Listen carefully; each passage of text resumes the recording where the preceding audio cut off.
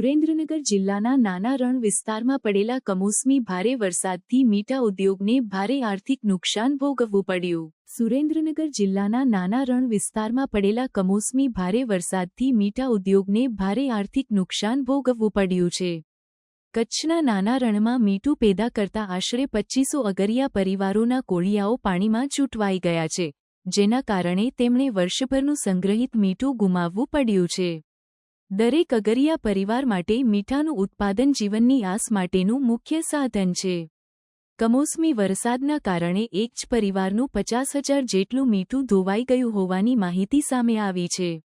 આ હાનિકારક પરિસ્થિતિએ અનેક અગરિયા પરિવારોને આર્થિક રીતે લાચાર બનાવી દીધા છે.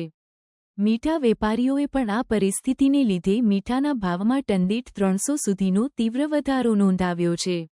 આવી ભાવવૃદ્ધિનું સીધું ભારણ સામાન્ય લોકો અને લઘુ ઉદ્યોગો પર પડી શકે છે, જેને સરકાર દ્વારા તાત્કાલિક ધોરણે નિયંત્રણમાં લાવવાની જરૂર છે.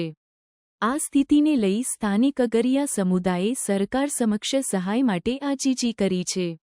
સાથે સાથે તેમના પુનર્વસન અને નુકસાન વળતર માટે પણ માંગ ઉઠી રહી છે. પ્રાકૃતિક આફત સમાન આ વરસાદે સ્થાનિક જીવન અને ઉદ્યોગ બંનેને ઝૂંઝવાવી દીધા છે.